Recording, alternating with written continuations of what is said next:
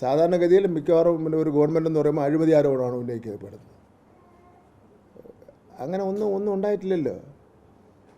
ഞങ്ങൾ വളരെ സത്യസന്ധമായിട്ടും ആത്മാർത്ഥമായിട്ടും വളരെ സ്ട്രോങ് നിലപാടെടുത്തും ഞങ്ങളുടെ മുഖ്യമന്ത്രിയുടെ കടുത്ത നിലപാടിൻ്റെ അടിസ്ഥാനത്തിൽ ഓരോ വികസന കാര്യങ്ങളും നടക്കില്ല. ഏറ്റവും ഒടുവിൽ എന്താ ഇന്നലെ കോഴിക്കോട് നടന്ന അവയവം മാറ്റിവയ്ക്കൽ, അത് ഇന്ത്യക്ക് തന്നെ മാതൃകയല്ലേ.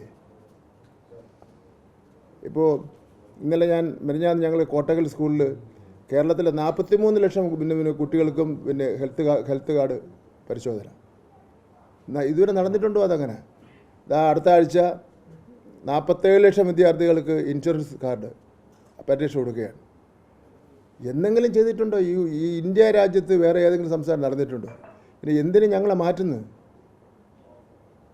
യഥാർത്ഥത്തിൽ UDF കൂടെ സഹകരിച്ച് അങ്ങ് മുന്നോട്ട് പിന്നെ ഒരു പ്രാവശ്യം കൂടെ അല്ല, ഈ വികസന പ്രവർത്തനങ്ങളിലെ തുടർച്ചയ്ക്ക് വേണ്ടി ഞങ്ങൾ തന്നെ വരട്ടെ എന്നുള്ള നിലപാടെടുക്കേണ്ടതാണ്. അല്ല കിടന്ന് അത്യാഗ്രഹം കൂട്ടിൻ്റെ ഒരു കാര്യമില്ല. അല്ല, അത് ജനാധിപത്യത്തിൽ പറയാൻ വേണ്ടി പറ്റില്ലല്ലോ. UDF അല്ല, അവർ സഹകരണം എന്ന് പറയുമ്പോൾ ഞങ്ങൾ വേറെ ഒന്നും അവർക്ക് പറയാനില്ലല്ലോ. UDF മത്സരിച്ചിട്ടുണ്ട് സഹകരിച്ച്. എവിടെ? നേമത്ത് 2 പ്രാവശ്യം. ഒരു ദേശീയ പാർട്ടി കിട്ടിയത് 12,000 വോട്ട്.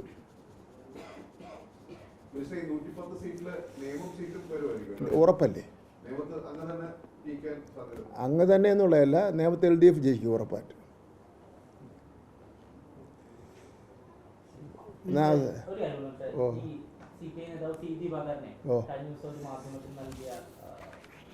ഇന്റർവ്യൂവിൽ അദ്ദേഹം പറയുന്നത് മുഖ്യമന്ത്രി A ക്ലാസ് മീനുകൾ മാത്രം കഴിക്കൂ എന്ന വ്യക്തിയാണെന്ന്. ചൂര കൊടുത്തിട്ട് കഴിച്ചില്ല, നെയ്മീൻ കൊടുത്തിട്ട് കഴിച്ചെന്ന് അദ്ദേഹം പറഞ്ഞു. നമ്മുടെ മത്സ്യം എന്തായാലും A ഗ്രേഡും B ഗ്രേഡും C ഗ്രേഡും ഒന്നും തിരിച്ചിട്ടില്ല. എല്ലാ മത്സ്യവും നമ്മളെല്ലാം അങ്ങനെയല്ലേ കഴിക്കുന്നത്. ചില ആൾക്കാർക്ക് ചില മത്സ്യം ഇഷ്ടമുണ്ടാവും, ചില ആൾക്കാർക്ക് ചില മത്സ്യങ്ങൾ ഇഷ്ടമുണ്ടാവില്ല. ചില ആൾക്കാർ ബീഫ് കഴിക്കും, ചില ആൾക്കാർ മട്ടൺ കഴിക്കും, ചില ആൾക്കാർ ചിക്കൻ കഴിക്കും, ചില ആൾക്കാർ പോത്തിറച്ചി കഴിക്കും. അത് ഓരോരുത്തരും ഇഷ്ടമാണ്. അത് വ്യക്തിപരമായ ഇഷ്ടത്തിൻ്റെയും ഭക്ഷണ രുചിയെ സംബന്ധിച്ചിടത്തോളൊന്നും ചർച്ച ചെയ്യേണ്ട ഒരു കാര്യമില്ല. ഞാൻ പിന്നെ ചില മീനുകൾ കഴിക്കില്ല. ചില ആൾക്കാർക്ക് അലർജി ഉണ്ടാവും, ചില ഫിഷ് അലർജി ഉണ്ടാവും. അങ്ങനെയൊക്കെ ഉണ്ടല്ലോ നമ്മുടെ സംഗതി.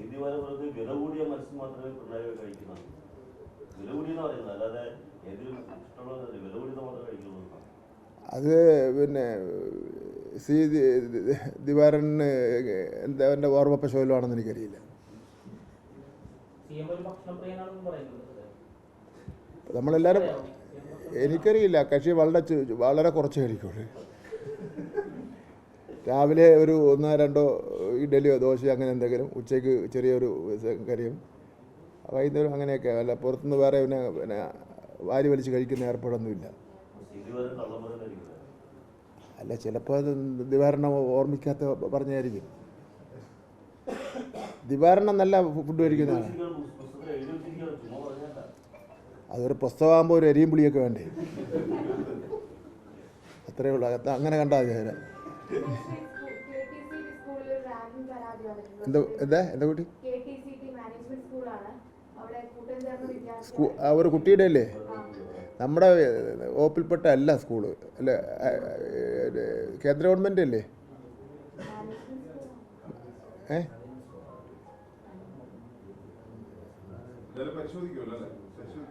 അല്ല, അത് നമുക്ക് നോക്കാം എന്താണ്. അങ്ങനെ റാഗിങ് മാത്രമല്ല, ഈ ഒരു ചുരിദാറിട്ടുണ്ടോ എന്ന് കഴിഞ്ഞാൽ ഒരു ടീച്ചറെ കിട്ടിയില്ല. അത് ഗൗരവമായിട്ട് നോക്കാൻ പറഞ്ഞു. അങ്ങനെ ഒരു മാനേജ്മെൻറ്റ് പെരുമാറാൻ വേണ്ടി പാടില്ല.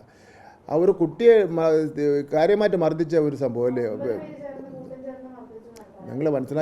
മാധ്യമങ്ങൾ മനസ്സിലാക്കേണ്ടത് ഇത് ഒരുപാട് അങ്ങനെ പടർന്നു പിടിച്ച് വരിക സ്കൂളുകൾ.